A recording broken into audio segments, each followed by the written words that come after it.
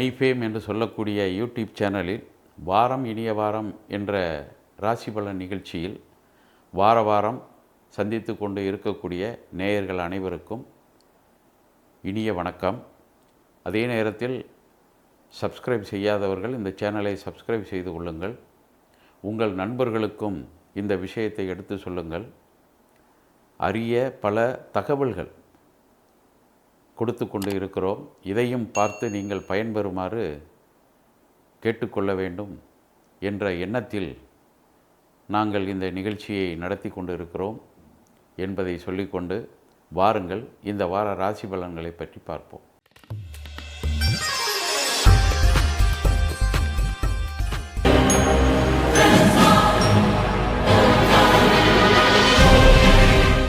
மேசராசி நேயர்களே, இதுவரை உங்களது ராசிக்கு 7ஆம் இடத்தில் இருந்த செவ்வாய் பகவானுடன் இப்பொழுது 6ஆம் இடத்து அதிபதி என்று சொல்லக்கூடிய புத பகவானும் இணைந்து விடுகிறார்.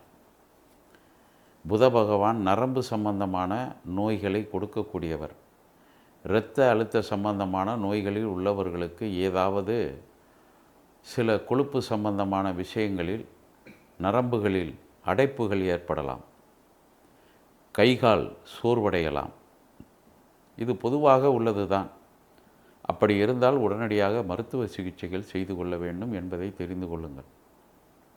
சில நேரங்களில் குடும்பத்தில் கணவன் மனைவி கூட சண்டை சச்சரவுகளில் ஈடுபடலாம். ஆனால் முன்கூட்டியே நாம் இதை தெரிந்து கொண்டால் அதிலிருந்து விடுபடக்கூடியது என்பதுதான் இந்த ஜோதிட சாஸ்திரம். விதியை மதியால் வெல்ல வேண்டும் என்ற அர்த்தத்தை புரிந்து கொண்டு எது நடந்தாலும் சமாளிக்க வேண்டும் என்று நினைத்து கொண்டு நீங்கள் சமாளியுங்கள்.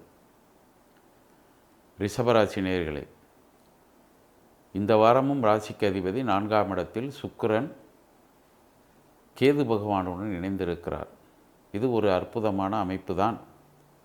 சில நேரங்களில் கணவன் மனைவி இணைந்து வெளியூர்களுக்கு செல்லலாம், எதிர்பாராத வகையில் செல்லலாம்.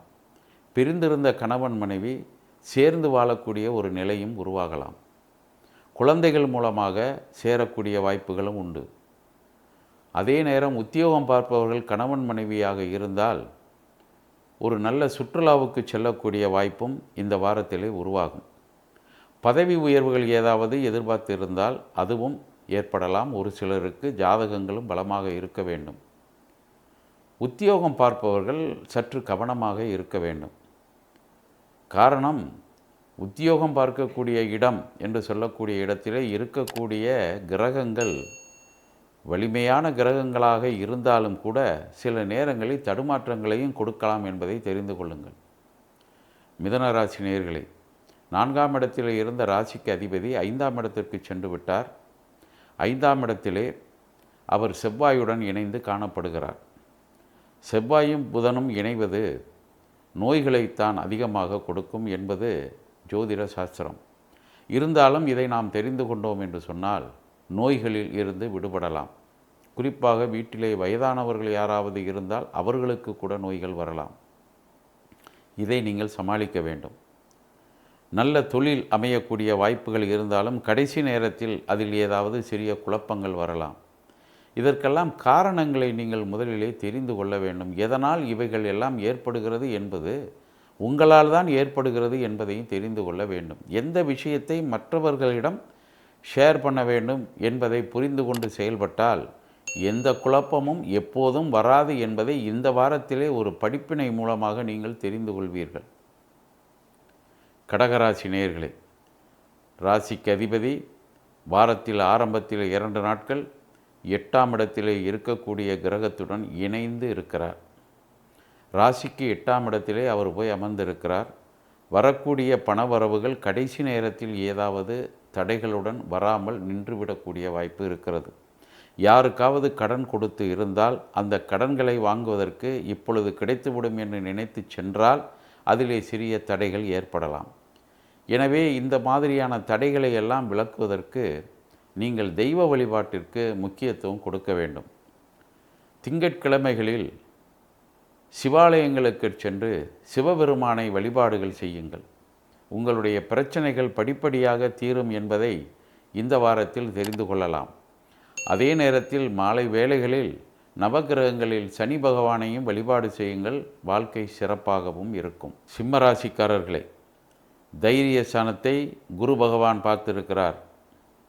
மிகவும் அற்புதமான ஒரு அமைப்பு. துணிச்சலாக சில காரியங்களில் இறங்கக்கூடிய வாய்ப்புகள் அதிகமாக காணப்படுகிறது. அது தொழிலாகவும் இருக்கலாம், அல்லது ஏதாவது உத்தியோகமாகவும் இருக்கலாம். ஒரு இடத்திற்கு பொருள்களை சென்று சேர்க்கக்கூடிய லாஜிஸ்டிக் போன்ற தொழில்களில் இருக்கக்கூடிய வாய்ப்புகளை பெற்றவர்கள், அதாவது போக்குவரத்து துறைகள். இந்த காலகட்டங்களில் நமது அன்பர்கள் நிறைய பேர் போக்குவரத்து துறைகளில் ஈடுபட்டு தொழில் செய்கிறார்கள். இவர்களுக்கெல்லாம் நல்ல வாய்ப்புகள் நிச்சயமாக உருவாகும். அதே நேரத்தில் திரைப்படத் துறையில் இருக்கக்கூடியவர்களுக்கு கூட, இந்த ராசிக்காரர்களுக்கு இந்த வாரம் புதிய அனுபவங்களும் புதிய பொறுப்புகளும், அதே நேரத்தில் புதிய அனுபவங்களும் புதிய வாய்ப்புகளும் உருவாகக்கூடிய காலமாக இருக்கிறது. திருமணமானவர்கள் தங்களது குழந்தைகள் மூலமாக நல்ல பலன்களை அடையலாம். அவர்கள் உதவிகளை பெறலாம். வெளிநாடுகளுக்கு கூட சென்று வரக்கூடிய வாய்ப்புகளும் இருக்கிறது வார இறுதியில் என்பதை தெரிந்து கொண்டு அதற்கு தகுந்தது போல் நீங்கள் உங்களை தயார் செய்து கொள்ளுங்கள். கன்னி ராசி நேயர்களே, ராசிக்கு அதிபதி 2ஆம் இடத்தில் செவ்வாயுடன் அமர்ந்திருக்கிறார். முன்கோபத்தை குறைத்து கொள்ள வேண்டும். தொழிலில் இருக்கக்கூடிய போட்டிகள் நிச்சயமாக நம்மை பாதிக்கும் என்று நினைத்து வருத்தப்படக்கூடாது. அந்த பாதிப்பை எப்படி சமாளிக்க வேண்டும் என்ற பக்குவத்தை வளர்த்து கொண்டு அதற்கு முன்னெச்சரிக்கையாக செய்ய வேண்டிய காரியங்கள் என்ன இருக்கிறது என்பதை தெரிந்து கொண்டு செயல்பட்டால் நிச்சயமாக அதிலிருந்து விடுபடலாம். மேலும் 10ஆம் இடத்திலே குரு பகவான் இந்த ராசிக்கு நல்லவர் இல்லை என்று சொன்னாலும் கூட அவர் 4ஆம் இடத்தை பார்த்திருப்பது குடும்பத்திலே ஒற்றுமையை கொடுக்கக்கூடிய வாய்ப்புகள் உண்டு. நல்ல ஒற்றுமை நிலவும். கணவன் மனைவி உறவு, குழந்தைகள் மூலமாக நல்ல பெயர் எடுக்கக்கூடிய வாய்ப்புகள், பொருளாதார பிரச்சனைகள், இவைகளுக்கெல்லாம் படிப்படியாக சில நல்ல காரியங்கள் நடைபெற்று நாம் இதை சந்தோஷமாக நிவர்த்தி செய்து கொள்ளக்கூடிய வாய்ப்புகள் இருக்கிறது என்பதை தெரிந்து கொண்டு செயல்படுங்கள். துலாம் ராசி நேயர்களே, ஏற்கனவே இருந்த செவ்வாய் பகவானுடன் புத பகவானும் இணைந்து விட்டார். அவர் விரையாதிபதி. 7ஆம் இடத்து அதிபதியுடன் புத பகவான் இப்பொழுது இணைந்திருக்கிறார். 7ஆம் இடத்து அதிபதியும் ராசியிலே இருக்கிறார். கணவராக இருந்தால் மனைவிக்கு உதவி செய்யக்கூடிய வாய்ப்புகள் உருவாகும். மனைவியாக இருந்தால் கணவருக்கு பண உதவிகள் செய்யக்கூடிய வாய்ப்புகள் உண்டு. ஒருவருக்கொருவர் விட்டு கொடுத்து செல்லக்கூடிய வாய்ப்புகள், குறிப்பாக வீடு வாங்க வேண்டுமா அல்லது வாகனங்கள் ஏதாவது வாங்க வேண்டுமா என்பதையும் புரிந்து கொண்டு நீங்கள் செயல்பட்டால் நிச்சயமாக இந்த உதவிகளை பெற்று நல்ல நிலையை அடையலாம். ஆனால் உடன் பிறந்தவர்களுடன் ஏதாவது மன வருத்தங்கள் வருவதற்கும் இந்த காலகட்டங்களில் வாய்ப்புகள் உண்டு. குடும்பத்தில் வயதானவர்கள் யாராவது இருந்தால், அவர்களுக்கு ஏதாவது நோய்கள் ஏற்பட்டு இருந்தால் அவர்களை கவனிக்கக்கூடிய ஒரு காலகட்டமும் இந்த வாரம் உங்களுக்கு அமைந்திருக்கிறது என்பதை தெரிந்து கொள்ளுங்கள். விருச்சிக ராசி நேயர்களே, எந்த கிரக நிலவரங்களும் உங்களுக்கு எந்த விதமான பிரச்சனைகளையும் தீர்த்து விடாது என்பதை தெரிந்து கொள்ள வேண்டும். குறிப்பாக தெய்வ பக்திக்கு அதிகமாக நீங்கள் இடம் கொடுக்க வேண்டும். நாம் இப்பொழுது ஏதாவது ஒரு வகையில் சில பிரச்சனைகளை சந்திக்கின்றோம் என்றால், அந்த பிரச்சனைகளை நாம் தான் எப்படியோ கொண்டு வந்து நம்மிடம் சேர்த்து கொண்டு இருக்கிறோம் என்பதை தெரிந்து கொள்ள வேண்டும். எது நமக்கு சரியாக வரவில்லை என்று நினைக்கிறோமோ அதை ஒதுக்கிவிட வேண்டும். மற்றவர்கள் பெருமைப்பட வேண்டும் என்பதற்காக நாம் அந்த துறையை ஏதாவது இறங்கி அந்த துறையின் மூலமாக சில பிரச்சனைகளை உருவாக்கி கொள்ளக்கூடாது என்பதை விருச்சிக ராசி நேயர்கள் தெரிந்து கொள்ள வேண்டும். ராசிக்கு அதிபதி விரயஸ்தானத்தில் இருக்கிறார். அதே நேரத்தில் புத பகவானும் இணைந்திருக்கிறார். இருப்பினும் 2ஆம் இடத்தை குரு பகவான் பார்த்திருப்பதால் பொருளாதார பிரச்சனைகள் படிப்படியாக குறையக்கூடிய வாய்ப்புகள் உண்டு. தனுசு ராசி நேயர்களே, ராசிக்கு அதிபதி 7ஆம் இடத்திலே அமர்ந்து உங்களது ராசியை பார்த்திருக்கிறார். எவ்வளவு குழப்பங்கள் ஏற்பட்டாலும், குறிப்பாக உடன் பிறந்தவர்களுக்கிடையே அல்லது தாய் தந்தையருக்கிடையே அல்லது கணவன் மனைவிக்கு இடையே அல்லது மனைவி வந்த வழியிலோ அல்லது பெண்களாக இருந்தால் கணவர் வந்த வழியிலோ மனக்கசப்புகள் எதுவும் இருந்தாலும் அந்த கசப்புகளெல்லாம் இந்த முறை தீர்ந்துவிடக்கூடிய வாய்ப்பு காணப்படுகிறது.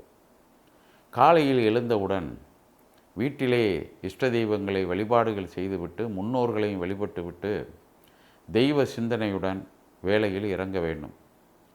குறிப்பாக பலர் இந்த ராசிக்காரர்கள் பல கஷ்டங்களை இந்த நேரத்தில் அனுபவித்து கொண்டு இருக்கிறார்கள் என்று நம்மிடம் வருகிறார்கள். அதற்கு காரணம் அவர்களது ஜாதகங்கள் பலமில்லாமல் இருக்கிறது. அதை பலப்படுத்துவதற்கு நாம் என்ன செய்ய வேண்டும் என்ற முறையை சொல்லி கொண்டு இருக்கிறோம், பார்த்து கொண்டு தான் இருக்கிறார்கள். எனவே துணிச்சலாக செயல்படுங்கள். நல்ல காலம் வெகு விரைவில் வர இருக்கிறது என்பதையும் தெரிந்து கொள்ளுங்கள்.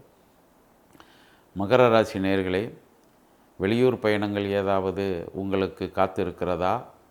அப்படி இருந்தால் அந்த பயணங்கள் வரக்கூடிய வாய்ப்புகளும் காணப்படுகிறது. நல்ல நண்பர்கள் உங்களுக்கு உதவிகளை செய்வார்கள். ஒரு சிலர் வெளிநாடுகளில் குலதெய்வ வழிபாடுகள் இருந்தால் அந்த வழிபாடுகளுக்கு செல்வதன் மூலமாக அந்த குலதெய்வ ஆலயத்திற்கு ஏதாவது உதவிகள் செய்ய வேண்டும் என்று நினைத்தால் அந்த உதவிகளை செய்யக்கூடிய வாய்ப்புகளை பெறுவார்கள்.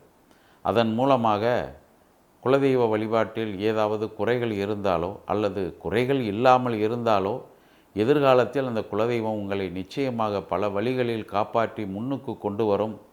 இந்த சமுதாயத்தில் உயர்ந்த நிலையை நீங்கள் வெகு விரைவில் அடைவீர்கள் என்ற உண்மையை இந்த வாரம் முதல் நீங்கள் தெரிந்து கொண்டு உங்களால் முடிந்த அளவிற்கு ஆலயங்களுக்கு முடிந்த அளவிற்கு, மறுபடியும் சொல்கிறேன், முடிந்த அளவில் உதவிகள் செய்யுங்கள். முன்னேற்றங்கள் அடையலாம்.